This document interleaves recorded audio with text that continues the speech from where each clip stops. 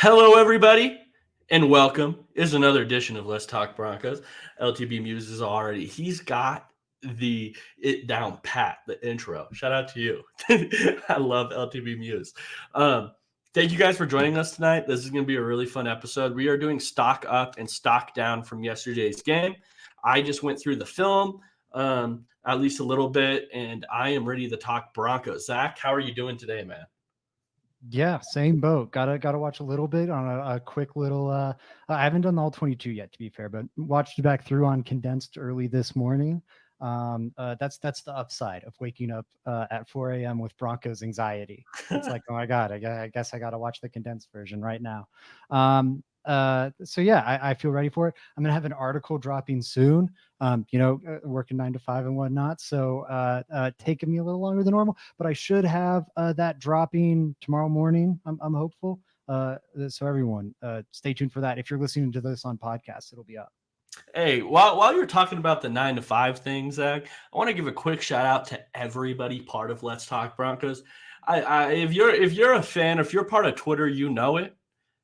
It felt like the entire timeline today was filled with clips of all 22, and I didn't see anything from anybody else. And we are all working 9 to 5. Shout out to everybody in Let's Talk Broncos. I love it, man. This is just a bunch of football junkies, part of Let's Talk Broncos. Uh, so, like I said earlier, Zach, we are doing stock up and stock down today. This is going to be different scenarios or players or whatever. What is going up for the Broncos and what's going down? Yeah. So, what do you want to start with? Stock up or stock down, Zach? Uh, I don't know. Let's go a little optimistic. Let's not be negative. Last time I ended positive. This time, let's start positive. Okay. Let me know. Well, what do you have? What do you have for stock up Okay. today? Figures? Shoot. And then my bad. My first Let stock me up know. here. I'm going. I'm going Devon Valet. I'm surprised he didn't come up more in my show with Frankie yesterday. We definitely gave him his shine, but definitely should have been one of the top stock up candidates. Pretty sure he was the team's leading receiver, which is, again, this was a passing game that struggled some, but to get that from a sixth round pick, right? Wasn't he late sixth round or maybe even seventh round that you did not expect much from? At least I didn't. I was very negative on the pick. I think you were fairly negative on the pick too. Um, and yeah, 8 targets, 8 receptions, 39 yards. That's not like extremely efficient, but none of this offense was. So I'm not holding him too much or that too much against him. He also, I think, was like the most dynamic yak receiver, which I know we'll also get into. That's something we need. And actually, even looking at the efficiency, like 1.2, it's not great, but in terms of yards per route run, that's not great. But, considering what the Broncos were dealing with yesterday, not that bad at all. So yeah, I'm a fan of what we saw from Devon Valet, and that's also what the Broncos need in this rebuild. They needed a lot of things need to go their way, but one of those things, especially when you're getting beaten down by the Russell Wilson dead cap and not having draft picks because of the Russell Wilson trade and whatnot, you need to find some diamonds in the rough, whether that's Jaleel McLaughlin and Jaquan McMillan last year, or just whatever. These guys you're not expecting much out of, and they end up becoming either like really nice role players, just getting way more value out of them than expected. If one game, if this one game is going to carry over through the rest of the season, Devon Valet absolutely fits that bill. Yes. I think you nailed that. Here's the reason why, too, Zach. Just 8 receptions alone, that's letting you know what the coaching staff thinks of this guy. That's crazy for a 26-year-old rookie to come in here immediately. Like Zach said, we kind of just ridden him off right at the beginning. We have to own that. We do have to own that, Zach. Me and you, we didn't watch any of the film. I didn't watch any of the film. I saw him when they drafted him, and I was like, I did not know he was a draft prospect. Admittedly, I did not hear his name in draft circles until, and again, I know a lot of I had heard a lot of the guys that went in the 7th round. We did plenty of mock drafts ahead of time. That was a guy, did not know going in. I stand by this though. If you draft a wide receiver or a cornerback or a running back at 26 years old, I will bet against that. 95% of the times, and I am so glad I'm wrong. Again, I will try and be honest with you guys and give you guys my best possible analysis. I'm glad to be wrong in cases like this. So Zach, since we didn't give it its due justice at the time, I do want to bring this up as well. Hey, why not revisit it? Do you know Devon Vele's relative athletic score? And I know you're a big Raz guy, Zach. Do you have any idea there? I am a Ras head, and I would say 8.0. You're leading me here because I'm assuming it's going to be positive. So I'm sorry if I screwed up your game, but 8? 9.52, brother. What are the like? How does it break down in the groups? Like, what are, and don't give me all of them, but like, what is the really strong areas of that score, and what are the weak points of that score? So first, he's a 6'4" wide receiver that runs a 4.47. That's really positive right off the bat. Dang, I didn't know he was 4'4". Yeah. Whoa, that's pretty quick. Like Tyree Cleveland was a real mover for a guy that size at 4'5". His broad jump, really positive. He's 8 point. He's in the 87th percentile around in the broad jump, and then he has a 36-inch vertical. He's just really good. There's not a single area where he's negative. His lowest would be a 65th percentile in the 10-yard split, 78th percentile in the 20-yard split. He's positive in every single area as a wide receiver as far as just being an athlete. He is a freak, and I think we kind of saw that a little yesterday. What you were saying with the ability to create after catch, I didn't think it was like amazing, but I mean, from the guys they played yesterday, he's probably their best. So I think you're ultimately correct. And like I said earlier, just having 8 catches in your first career game, you are on the right path. The staff believes in you. They think you're a dude. You led the team in receptions as a rookie. That's really impressive. What was that? As a rookie, game 1, and then also again the draft pedigree. It's like a first round pick is going to get those opportunities from the jump. To get them as late 6th, early 7th round pick, you have to be turning heads like really hard all throughout the summer, and that's what he did. Yeah, I mean, so let's say Vele's not here, Zach, and he's not turning heads in training camp. Do you think they cut Tim Patrick? It's a great question. That's a great question. I kind of think so, because who's taking his spot? Fair, maybe they just wouldn't have had anything there. But part of me is like, dang, they cut Tim Patrick, and currently I feel like they might not have anything there. So maybe that wouldn't have stopped him. You know what I mean? But yeah, he definitely he made it a lot easier. I think at the least we can say that. And yeah, the other thing I'll say on Devon Vele, I know, again, I keep kind of hinting towards the other wide receiver combo, but we'll get into Mims and whatnot in a second. If Mims is a miss, and I'm not saying he is, but just can we, again, just imagine worst case scenario. If it is a miss, there's a little bit of the Trey Lance, Brock Purdy thing. Man, the Niners missed so bad on Trey Lance, cost him 3 first-round picks, and he did absolutely nothing for them. Not even a very quality special team or anything. It gave him absolutely zero. They spent so much on him. That could sink most teams. They negated a lot of that because they found a pretty dang good quarterback with the last pick of the draft. Missing on Mims, especially given the Broncos situation, would suck. Again, I'm not saying he is a miss, but imagine the reality. That would suck. If Devon Vele's a hit, it would go such a long way to negating that, because maybe you were expecting something out of Mims, but you weren't expecting a thing out of Devon Vele. So if Vele becomes a starter, Mims ends up becoming nothing, you kind of end up in the same place, even if it's, unexpected route to get there. So I think that's the other thing. There's maybe some things to be worried about, with Mims right now. And Vele looking great, helps mitigate that even some too. So this is a very valuable stock up, in my opinion. I think so as well. I think the Broncos needed a wide receiver to break out, especially because Courtland Sutton got a raise. He didn't really get an extension, right? So that's something to look out past the season as well. It's not like Courtland Sutton's here to stay forever. He really isn't. Who else are you banking on right now in this Broncos wide receiver room? I think Devon Villay is your best bet on future at the moment. I really do.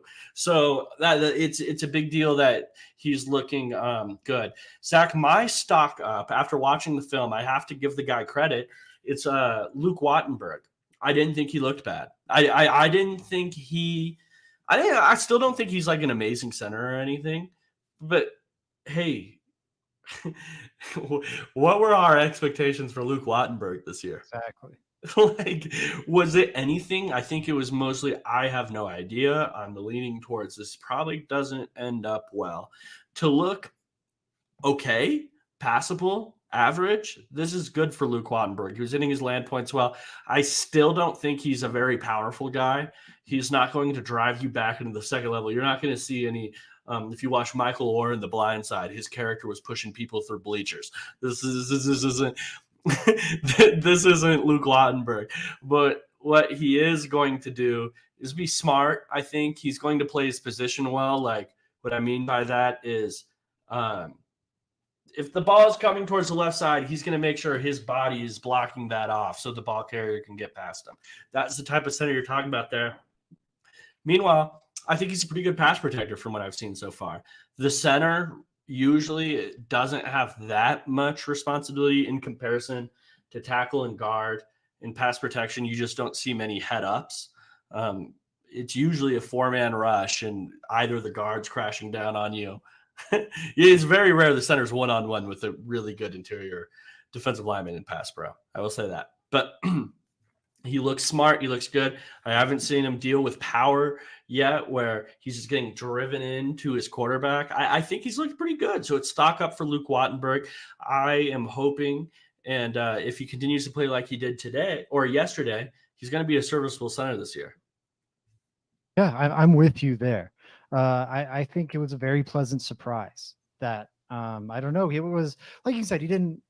I don't know, throw like a no hitter or anything, but we knew what we were going to get from the other four pieces, more or less, in the sense that maybe we're a little worried about what McGlinchey looked like last year or what Ben Powers looked like last year. By the way, McGlinchey, I don't think we'll get to him, but he deserves some mention in the stock up category.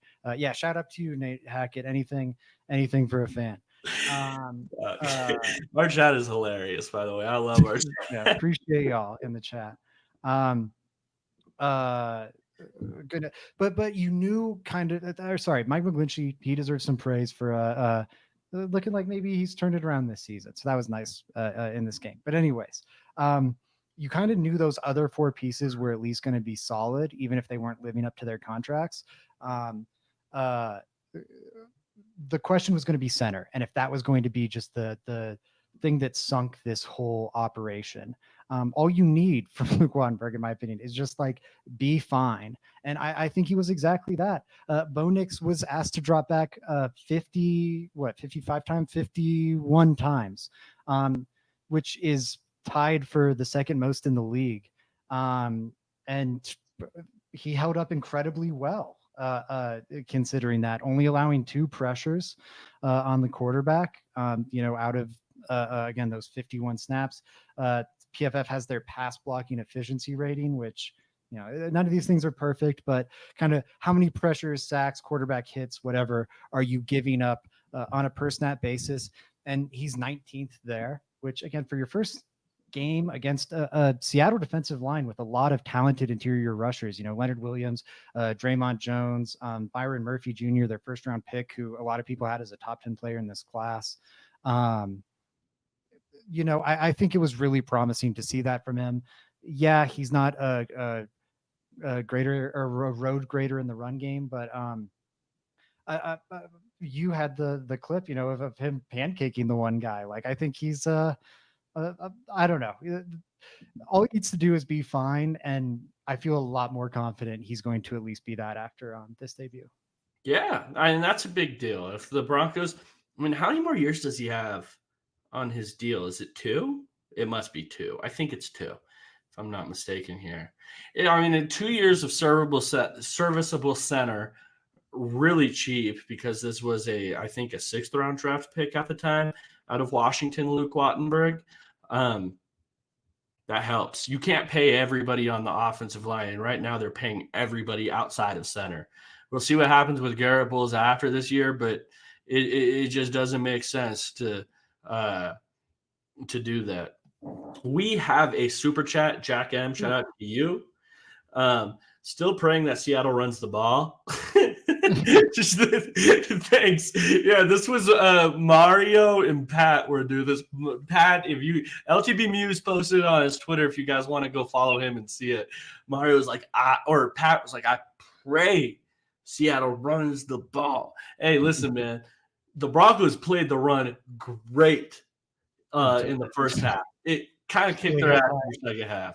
From my opinion, it was all kind of the same run scheme, and I think, hey, you got to give Grubb credit because he found something and stuck to it until the Broncos figured it out. Hey, but better to you, Jack M. You guys were the better football team that day. I'm not going to sit here and tell you otherwise. Zach, I think we should go through one more stock up each. Are you down for that? Yeah. All right, cool. I got to give Jonathan Cooper credit. I think that is one I absolutely have to do. I've been a huge Jonathan Cooper fan since he was at Ohio State. I have been. And it's been really rewarding just seeing this guy grow year after year after year. He's doing it like the right way. Like I always kind of make fun of like people expect it to be like Madden where you just gain like 3 overall every single year. But that's kind of how it feels like it's been for Jonathan Cooper. He's just from his rookie season to the last season or to this season has just gotten better and better and better.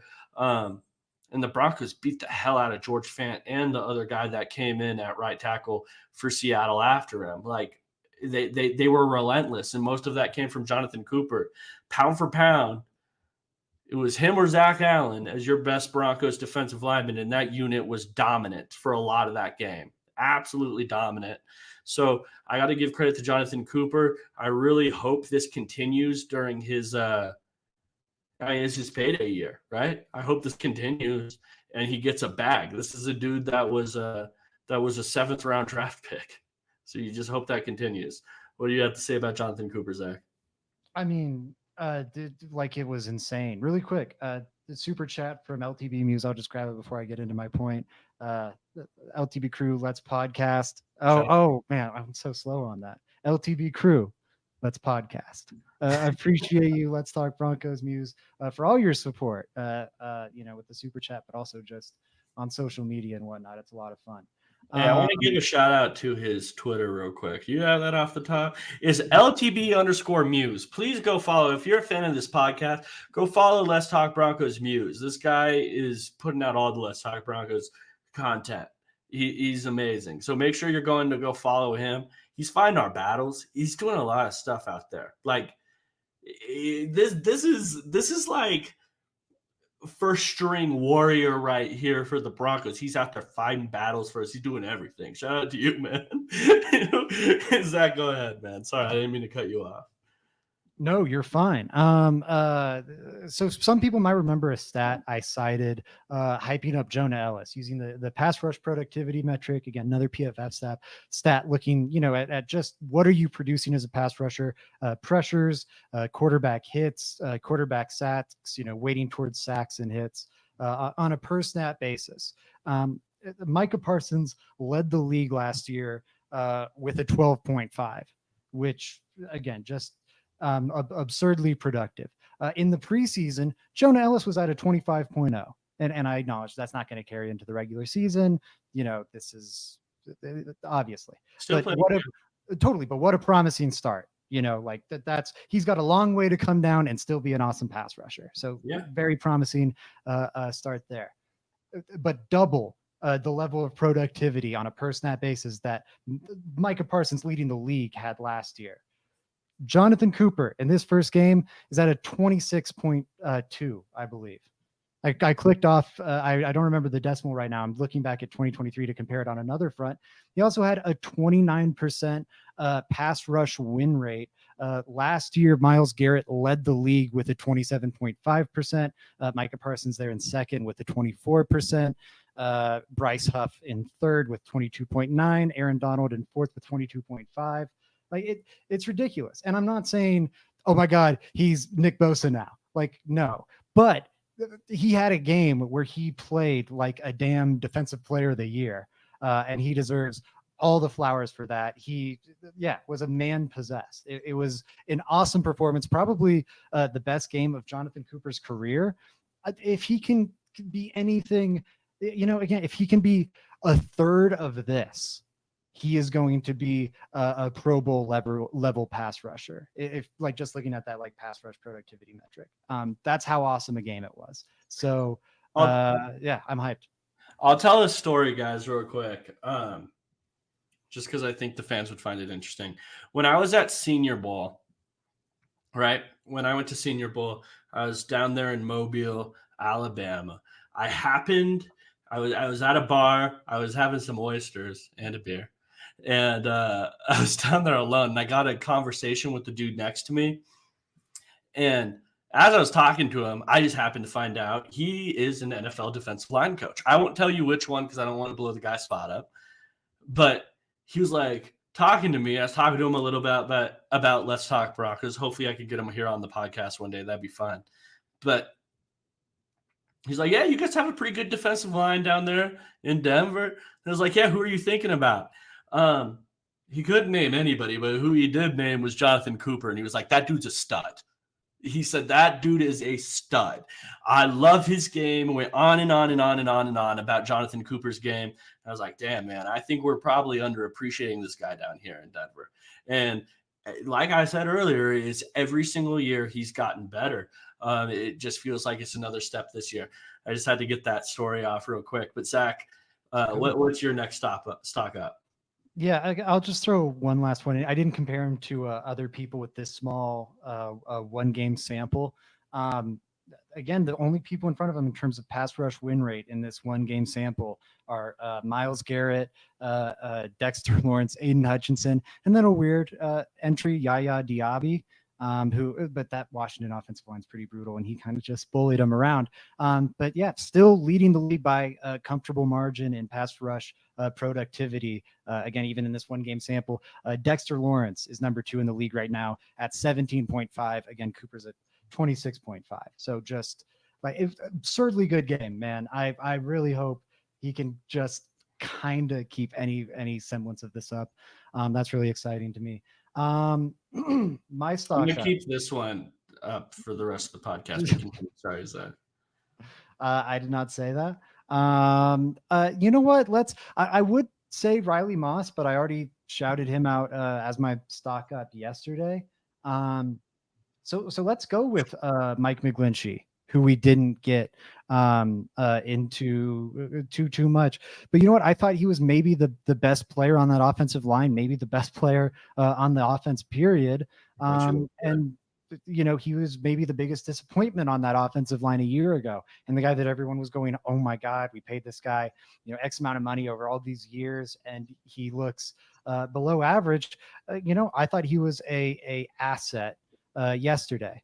And there's some maybe damning with faint praise there, but man, I mean, he went from looking like maybe a borderline problem to now being a real plus player on the offense in week 1. So I think that's definitely a stock up.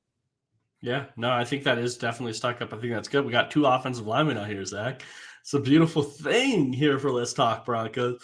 Yeah, Mike McGlinchey did play good. I thought the same thing. We'll see if it continues. I think Mike McGlinchey is going to be a guy that always has his certain strengths and weaknesses. I was talking to you at training camp, and I'm like, Mike McGlinchey, he's going to be that guy that when he retires, he's going to lose all the weight in a snap. And I think we've all kind of seen that through his past with San Fran and stuff. I'm excited about Mike McGlinchey. He played really good this game. I think that's a good call out, Zach. Thank you. Yeah, I'm excited about it. There's some promising things. Hopefully the Broncos can keep building on them. This is a great comment right here. We're going to see next week. LTB News, let's see how you feel after TJ Watt rips him a new one on Sunday. Yeah, there's nothing they could do. Did you see him this last game against Atlanta? A monster. That was what was going through my mind, if I'm being honest. That was like when someone's having the horrible flashbacks and it's just kind of a little not opaque, but yeah, I guess opaque, a little opaque. You can kind of see through it, and it's the flashbacks. I was having that just of him putting Caleb McGarry in a clown suit against the Falcons in the early window as I was watching, like, Bo Nix looking a little frantic out there. And I was like, oh my God, why can't we get this guy a breather? Why can't we have like the Chargers next week? Or I'm trying to even think like the Broncos schedule, just someone a little, the Falcons. Like, I know people are hyped about their secondary, but I take that, like, that's a much easier look than what he's going to have to deal with. The schedule makers are doing the Broncos no favor this year. I'll say, and the bye in week 14 too. It is absurd. No, you're totally right. I mean, if the Broncos were in any other situation, I probably would have been like, let's play the other quarterback over Knicks until we get through this little 4-week window here, and then we'll get them rolling right on Raiders week. That's what I'm looking for. But I think it's tough. It's not an easy adjustment for the Rook right away. But let's hop in the stock downs. If you guys are just hopping in now and want to rewind, we did do stock ups 26 minutes through the podcast. We are not just being negative Nancy's here on Let's Talk Broncos. If you guys want these stock ups, please rewind the show or whatever it is. So yeah, please go do that. Stock downs though, Zach. I have to say it. I think it is just the Broncos wide receivers and especially their yards after catch. That was a huge deal for me. If you have Bo Nix at your quarterback, you know his strengths and weaknesses, right? Sean Payton, it hasn't been like this huge RPO head coach running a bunch of RPOs through his career, but all of a sudden, now that Bo Nix is here, just knowing his strengths and weaknesses, we're going to run more RPOs. You saw it last week. You saw it on Sunday.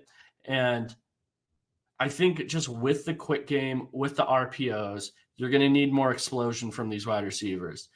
I'm not just throwing it 2 yards for my wide receiver to get tackled at 2 yards, so I'm in 2nd and 8. That's not the goal. It's not the goal. Even if he just kind of makes a miss and picks up another 2 yards and it's 2nd and 6, that's a successful play because these RPOs, even when the quarterback pulls, a lot of the time it's just an extension of the run. But if I run up the middle and only get 2, that's a failed run in a lot of cases, right? Yeah, so I mean, literally, by the definition of success rate. Yeah. And like I'll say, the receiving core still very much feels like it was built for Russell Wilson. You got a lot of like big ball winners, and not like, again, with Knicks, I think you want, in an ideal world, you want some guys like Mina Kimes has used the Tua comp with Knicks a fair bit. And I don't think that's a perfect comp, but like, yeah, I think he should have an offense with some fast receivers that can like make plays after the catch. Cause he's not, I think this was like an especially bad downfield passing performance from him. I think he's going to be capable of throwing the ball downfield, but I don't think that's ever going to be his like bread and butter. And I think to thrive in the offense that he wants to be in, you need some guys that can make plays after the catch point, and can add some speed into the offense, can get there fast. One thing that stood out to me, Frankie was also shouting this out in our group chat this morning after he watched the film, but one thing that I think really hurt Knicks in this game was the timing of the offense was so often thrown off. Like you said it on Twitter, I think, and then or maybe in our group chat, and then you said it in the comment section here that it felt like Knicks was pulling the trigger when he wasn't seeing stuff, and like seeing stuff and then not pulling the trigger. It was just like he was really confused out there. And yeah, it's like I think some of that's a result of these receivers being behind in their routes and the timing being off, and him not trusting those guys to suddenly be where they're supposed to be, or not trust them to be open. And again, you don't want to see him panic like that, but I think that's at least a contributing factor to what happened. It's just concerning. I don't know how you get there's no real answers for the Broncos to add juice into this offense until next offseason. I think that's the really scary thing. Well, I mean, like off the street, we'll talk about, some things, but there's no like players they can add to this team that's going to remedy that. We'll get into the Mims and whatever here briefly. Well, let's get into Mims right now. I mean, we're talking about the lack of yak. Let's get into it. Mims got 12 catches or 12 receptions this last or oh my god, I'm saying 12 receptions. I pray to God he had 12 receptions. If Marvin Mims gets 12 receptions this year, it's a beautiful day. He had 12 snaps this last game. Zach, here's the question I'm going to ask you. We watched this last game. It's a lot of boots. You know, you got a wide receiver doing a crossing route. You have a fullback in the flat. Yeah, you had some bubble screens off the RPOs. It felt like the Broncos were really trying to avoid straight drop back. Listen, I understand Marvin Mims might not be the best route runner, and that's probably why he's not on the field right now. What routes were you trying to run this last week where it was like, yo, we would rather have these other dudes out there than Marvin Mims? That's my big question. All the snaps. Or even like, why are we throwing 2 bubble screens in the game to Josh Reynolds when I know how that's going to end? When he needs contact, he's going down. We have a punt returner who made the punt Pro Bowl last year, who also is winning deep a lot early in the season. Like if we're doing this RPO short game type stuff, the Broncos are going to have to find some yards after catch, as I mentioned. They have Marvin Mims on the roster. I'm not even saying he is better than these other wide receivers. I'm saying his skill set is more needed than just 3 of these other guys. That's what I am saying. So yeah, I think he needs to play. I think you need to get him on the field. And based off their offenses last week, I don't see why he's not. Yeah, I mean, we said it right after the Tim Patrick cut. It was like, okay, well, yeah, you didn't want to have 3 of these samey guys. And then it's like, no, Devon Vallee's getting all those snaps and Lil Jordan Humphrey's getting all those snaps. And you know what? Ultimately, because 43 snaps go to Valle, 20 go to him, and then or 20 go to Lil Jordan Humphrey and 10 go to or 12 go to Mims. He got like 1/7 of the Tim Patrick workload. I just you need to do more than that. I will say I don't think it's, and Sean Payton definitely deserves some blame for like what you said, what crazy complicated routes are you running here? You should have Marvin Mims out there. Marvin Mims is also to blame. I mean, like I am a strong believer. You earn your snaps, you earn your targets. They desperately want Marvin Mims to break through. I think he's not, because he's struggling in practice, in camp, with what they're seeing with him. Now that said, they have to throw him out, because your point of like this skill set is needed is dead on. I don't think that's even hyperbolic. They need juice in this offense so badly that if you keep playing him, such a small 15% of your like 3rd wide receiver snaps, that's dead on arrival. Like you cannot be doing that. You cannot be giving Lil Jordan Humphrey double the snaps that Marvin Mims gets going forward, because it just makes it way too easy for the offense to fall down the like deep dark well it fell down in this game. You need Marvin Mims to have some juice in there, so the defense at least respects the deep ball a little. And 2, the yak point, you have someone dynamic who can do something with the ball in their hands out on the field. For a lot of that game, the only people who could do anything dynamic with the ball in their hands were, Bo Nix and the 2 running backs. And Bo Nix was doing it, kind of in scramble situations that are just naturally advantageous to the running, or to the quarterback rather. And the running backs couldn't get anything going because the receivers were just preying on every, throw to the flat, every screen play. They just, Dulcich needs to get more involved too. They just absolutely need some more juice. So this is a great point here. D-Bronx says, I think they wanted to establish a run, and that's why the bigger guys played. But it was weird when they abandoned the run and didn't play him. I think that is facts. Here's a thought I had today, Zach. What wide receivers in Sean Payton's offense? I was actually talking to Jacob Romano of Let's Talk Broncos about this. What wide receivers from a Sean Payton offense have you been like, damn, he's a really good yards after catch guy? Any of them? Saints? It's a fair point. I was thinking about this today with him, and I was just like, yeah, he doesn't really play many yards after catch guys. Here's the issue, though. You need it with Knicks. You need it with Knicks. If I'm trying to marry what Knicks is great at to Sean Payton's offense, you need to then change your personnel a little bit as well, like what you're comfortable with. Usually it feels like Sean Payton's yards after catch guys, it comes from the running back position. It's Reggie Bush, it's Alvin Kamara. It's those guys. That's where your yards after catch is coming from.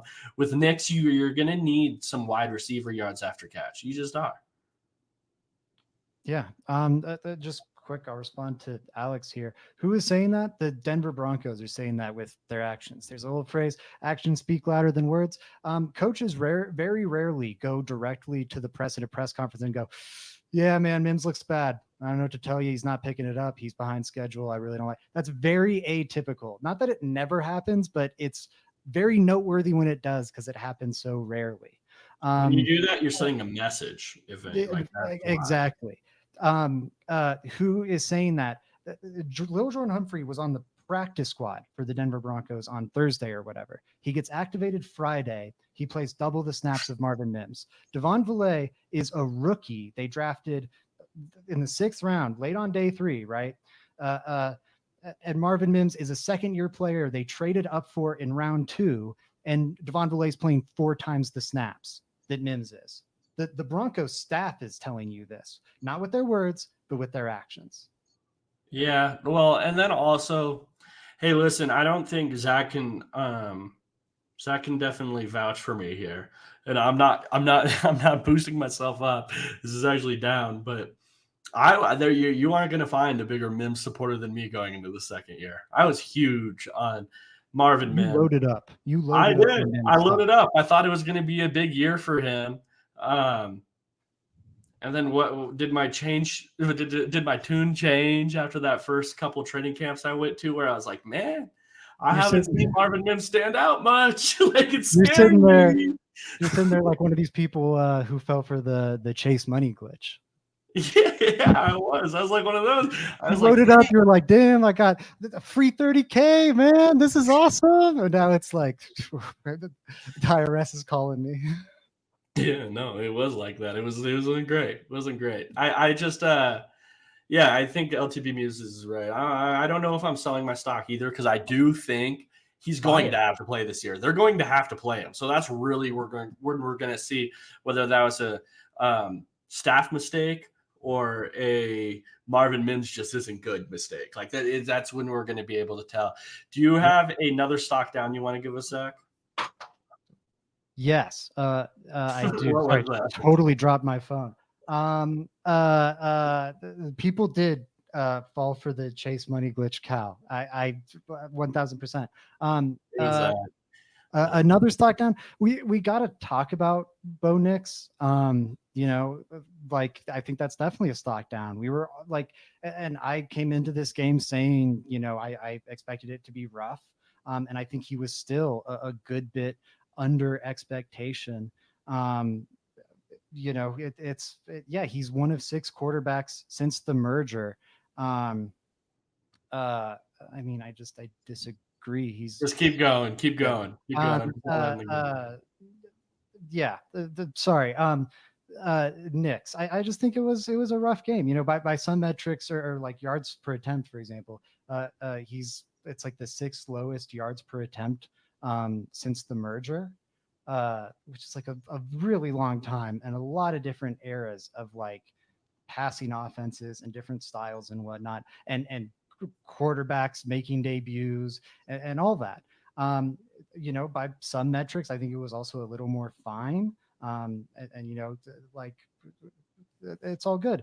But yeah, like a 28% success rate on his dropbacks, you know, like that is like unlivable. And really that's unlivable. The only way to even kind of get away with that would be if you were just cranking out explosive plays nonstop.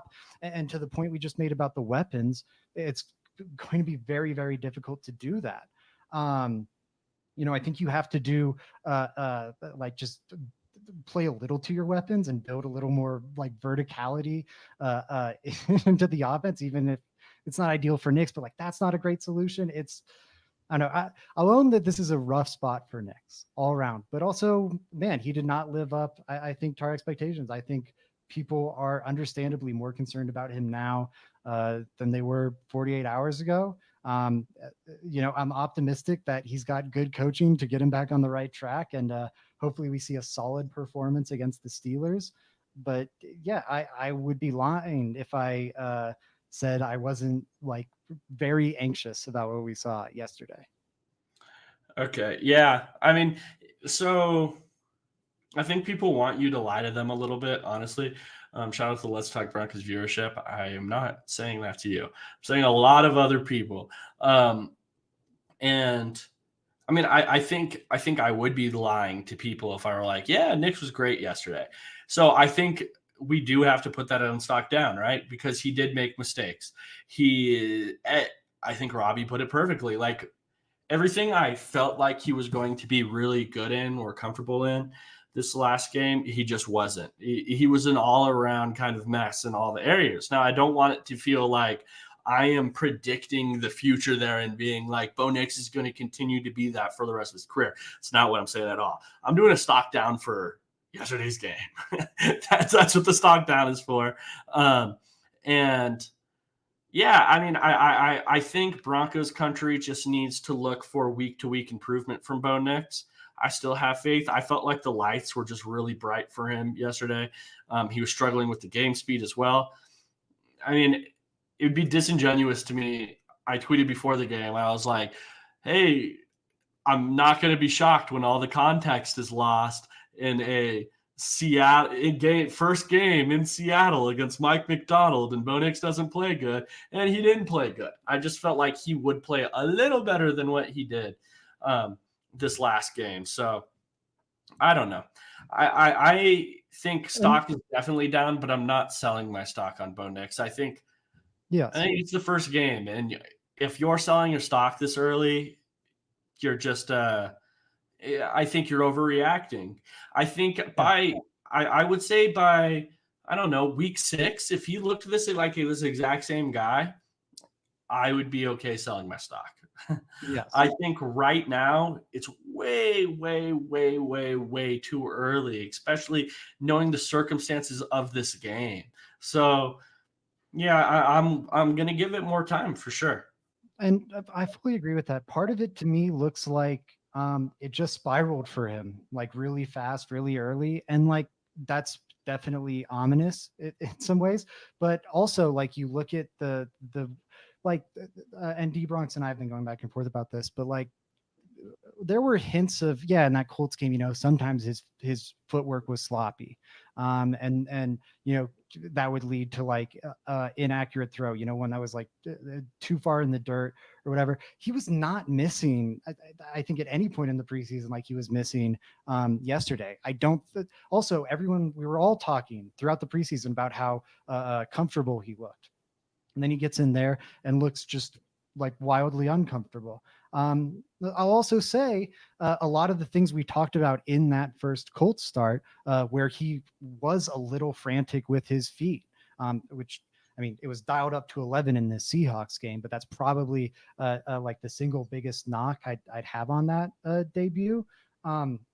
But you go back to the Colts game, what was the big knock then? His footwork. It got a little freaky, to say the least. He was too quick to leave the pocket and try to do some crazy things with his feet. Frankie was on here last night griping about how it felt like Knicks was trying to do a trick shot every play, but then preseason week number 2 against the Packers, we saw dramatically improved footwork and just better poise in the pocket and whatnot. And I think, again, that's a credit to the offensive staff the Broncos have here. I think they will adjust course and hopefully, I imagine it'll improve from here.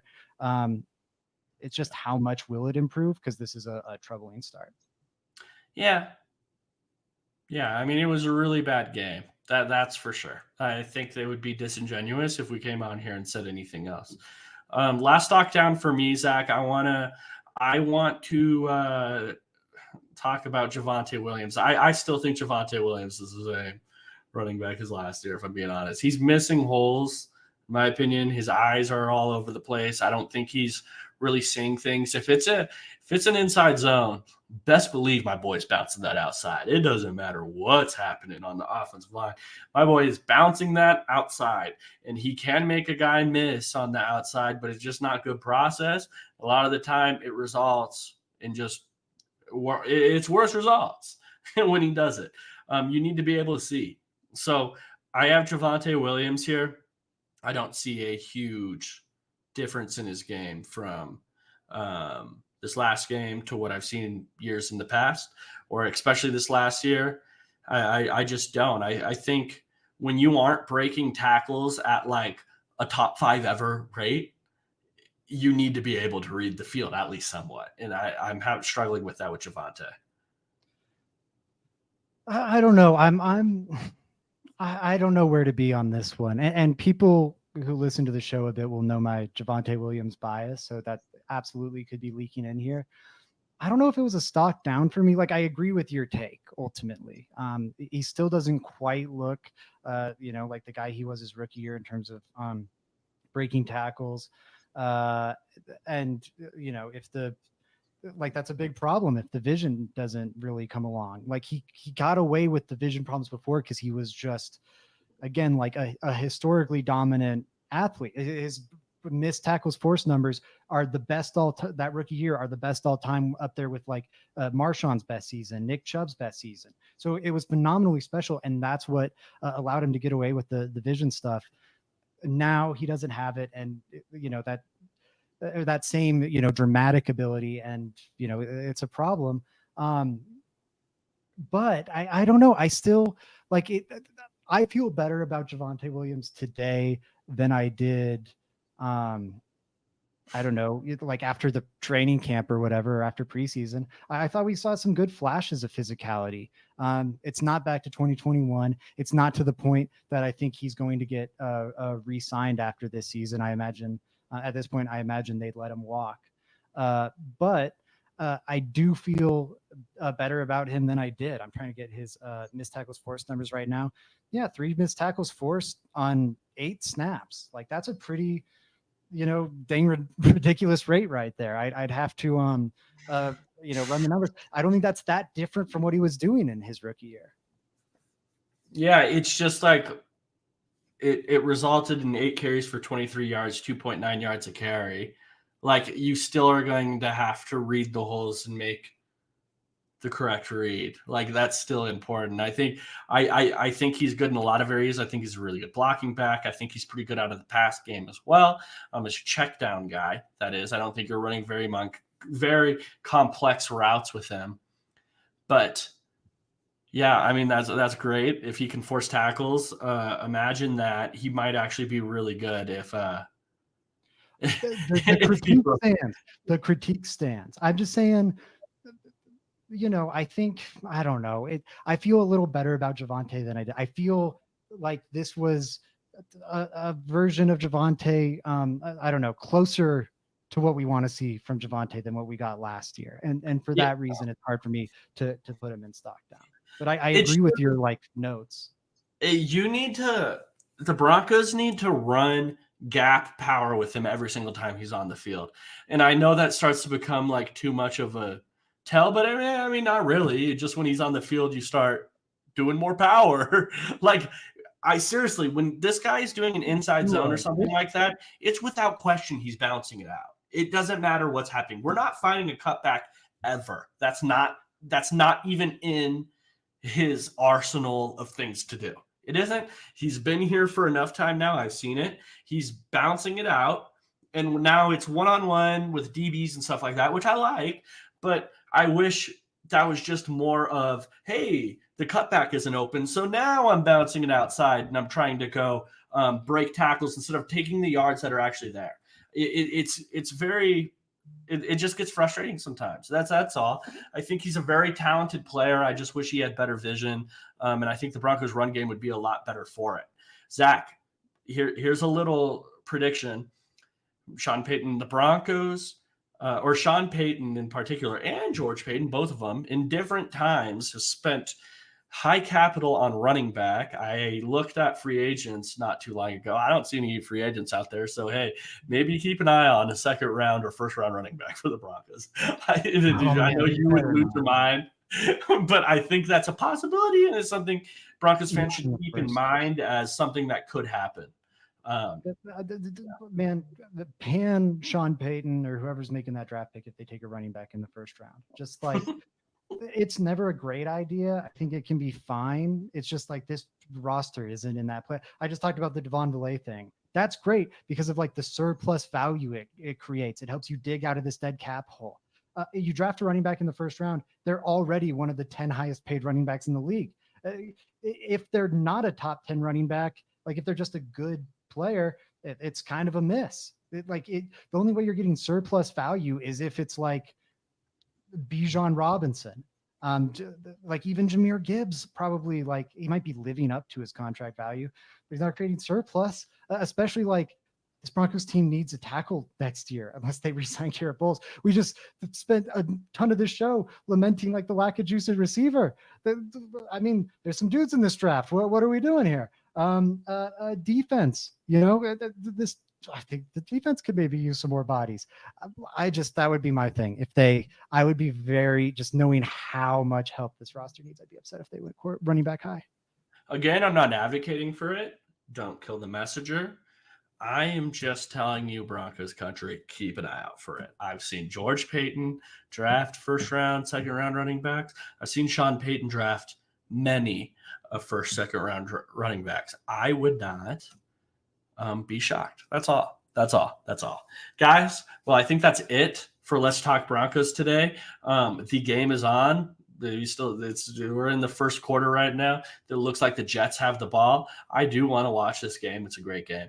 Thank you, everyone, for joining us today. Zach, do you have anything to shout out before we close out here? Yeah. Hoping to have Stock Up, Stock Down out tomorrow morning. Please read that. I really enjoy writing those. Excited to get back into writing those this year. Thank you everybody for the super chats. I mean, that's always super supported, or I mean, not super supported, super something super appreciated, something we're very grateful for. Thank you a ton. And yeah, excited for Wednesday's show. Wednesday, we will be going over the bold predictions results from 2023. I might be eating a hot chip depending on if we're going to if we're able to get one. That's happening at some point in the near future though.